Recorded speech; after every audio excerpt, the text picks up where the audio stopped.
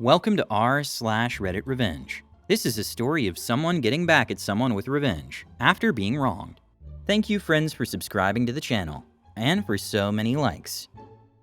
The first story. Frustrated with his neighbor's request to cut down a tree, he obliged, leaving the fallen mess in their yard, prompting the neighbor to realize the aftermath of his demands. The second story. Joe faced the wrath of a lawyer who relentlessly seized his assets, leaving him homeless and without a truck. A powerful lesson in karma. The third story. In her quest to encourage her dyslexic child's reading, a mom confronts a teacher about a banned library book, highlighting the power of reading.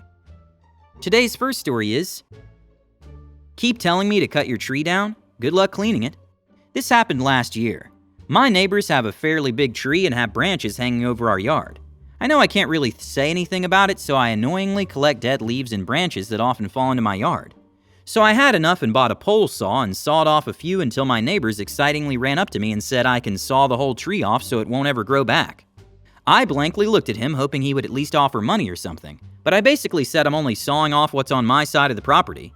He kept trying to convince me I'll never have to worry about branches if I cut off his whole tree. I kept saying no.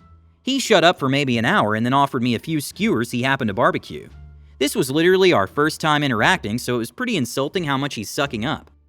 I declined his food and he got a bit hissy.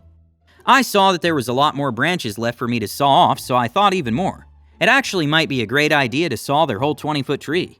So I gladly went up to the neighbor and said, you know what, I thought about what you said. I think it is better off I cut down the tree so I don't have to deal with it. Even while taking the skewer he offered me earlier. His smile became bright again as I walked myself around the fence and went to town. Trees timbered down. I went to the neighbor and said, all right, glad to help. Have to go back to my yard to clean up. He became hesitant and said, when can you clean my yard up?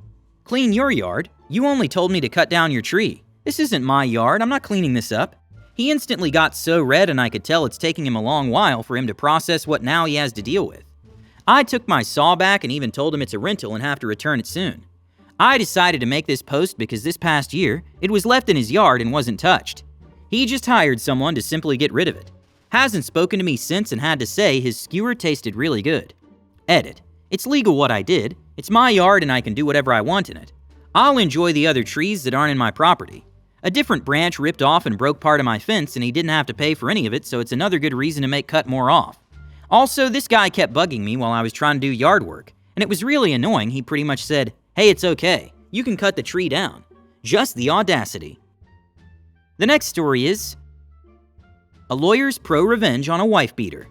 Let's call him Joe. I have to call him something. The man I ruined, but I can't call him by his real name, so let's call him Joe. Joe was a wife beater. I was hired by Joe's brother-in-law, the brother of the wife that beat Joe. My client was also Joe's ex-business partner. Aside from the whole you beat up my sister thing, my client had another beef with Joe, a serious business beef. My client took it to court and gave me the case to handle. Joe and his lawyers fought me long and hard. Joe was confident that his BS and outright perjury would carry the day. It had always worked before. His BS and his fists had won him a good settlement with his ex-wife, free of child support, so maybe he thought that threats and lies would carry the day once more. But he was wrong, and after the trial I had a judgment against him, a big judgment, far bigger than he could pay. Joe twisted and he turned and he shimmied and shaked, but after a while I'd located and taken all his assets. It was easy, really. Joe had no thought of consequences, and so he didn't lawyer up until it was too late. If one of my clients ever sues you, you're in trouble, because my clients lawyer up before they even know your name.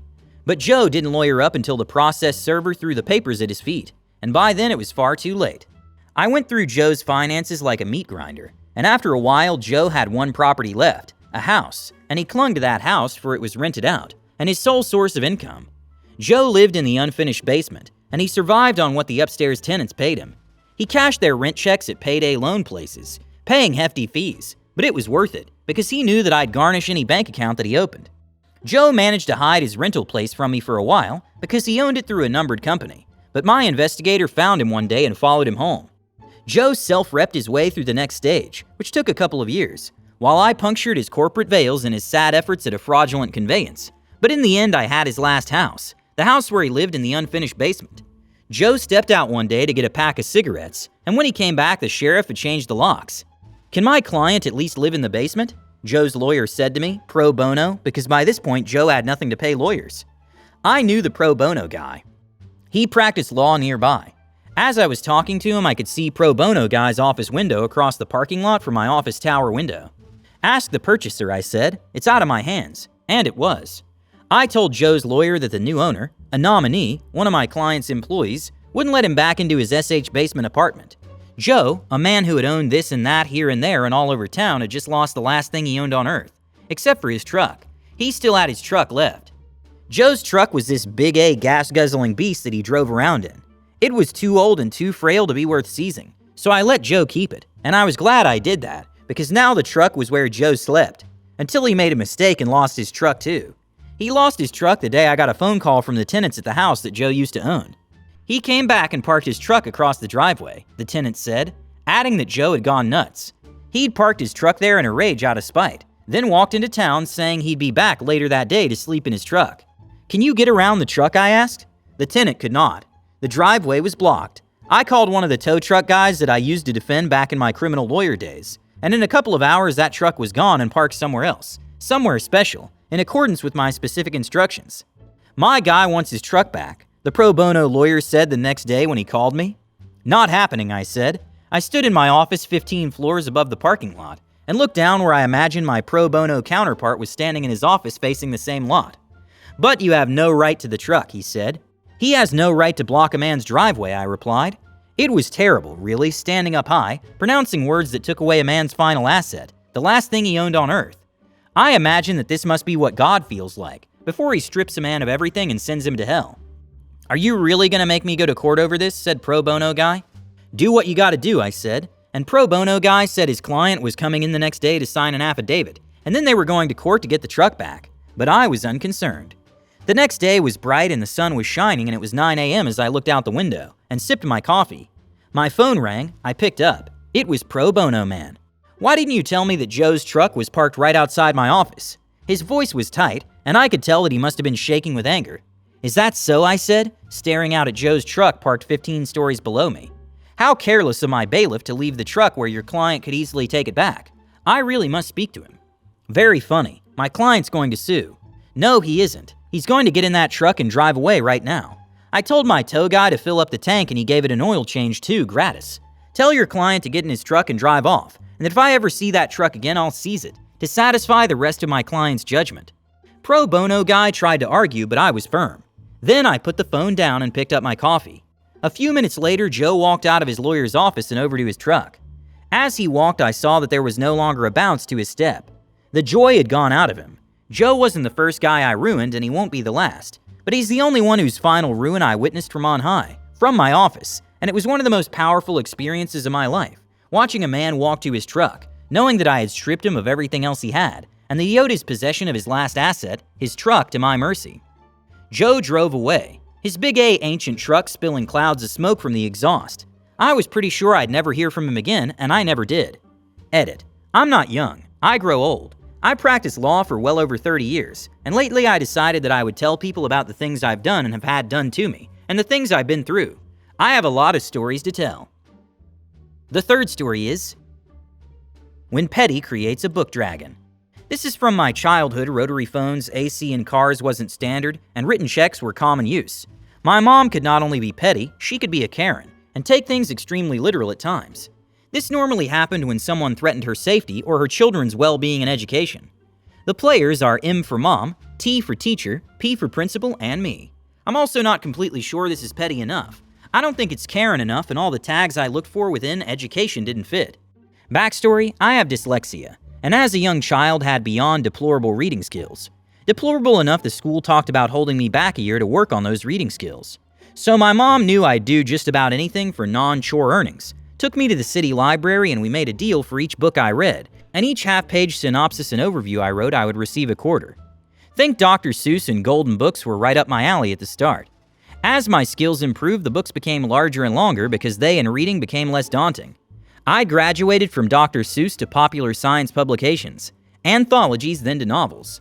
The librarians were great help introducing and directing me to other books that seemed to perk my curiosity. And also, my mom didn't care what books I read as long as I read. Backstory done. I was walking from one class to the next, and a teacher stopped me and took my library book and refused to return it. When I refused to go to class and let said teacher keep my library book, the book and I were sent to the principal's office and Mom was called. Mom arrived to see me sitting in a chair outside the principal's office, and after she was assured I had not been physically harmed, she was introduced to the teacher, and we were ushered into the principal's office. The teacher waves my book, my mom, and the teacher informs her I had it. Mom, confused, tells them she was with me when I checked it out. All these years later, I still mostly remember the conversation verbatim. T. This isn't appropriate for school. M. A book isn't appropriate? Sigh. Taps book cover. T. This, tap tap, isn't appropriate. M. Again, it's a book. Huff. T grabs book and slaps P. Desk with each word. This is not appropriate for school. Not liking being talked down to, Mom's voice is sharp. A book has words insides. Words inside a book educate. This is a place of education. How are words bound into a book in a school not appropriate? T grabs the bridge of his nose. This is a place of education. This, waves book, is not appropriate in a place of education. M. Are you saying my child isn't allowed to have a public library book in a public school? T looks to P, who gives T a continue wave and motion. T tosses book to Mom, who looks at the book and back to him. T. This isn't appropriate for a student. Mom hands me the book. M to me. I love this book. When's it due back? T to P. Really, you're going to encourage this? M stands and shushes any response that might happen to say something stupid. I can't believe you've dragged my child here to be reprimanded for having a book. This is absolutely deplorable. T. A child shouldn't have that. It's inappropriate. M. It's a book. She's reading. How can you say a dyslexic child reading is bad? T. It's a banned book. M. I don't care. She's reading. P. Whoa, whoa. Mom, many school systems across the country have removed this book from circulation because it's been deemed inappropriate in those school districts. T. This book isn't banned on this school district. Your recommendation for detention is revoked. Mom, to ensure this type of confusion doesn't happen again, can the public library books stay at home? Me, I'll lift any and all age restrictions on the school library. You can check any of those out and they're approved for all reading ages in this school. Me, Mom, what's a banned book? M, books that make little-minded people uncomfortable. Me, I want to read them all. Mom and I left the school. Our next library visit, I told the librarians all about the banned books, how Mom stuck it to the mean teacher and I wanted to read all the banned books they had. Mom said I can read all the banned books I wanted after I read her favorite book, The Death of Ivan Ilyich by Tolstoy. I was in 8th grade when this happened, and a freshman in high school when I finally finished Tolstoy. If you're wondering what book I had that sent me to the principal's office, Fahrenheit 451. In remembrance of this, I read each new book added to the banned book list when I hear of a book kerfluffle. Hit the like button and subscribe to the channel. See you in the next video.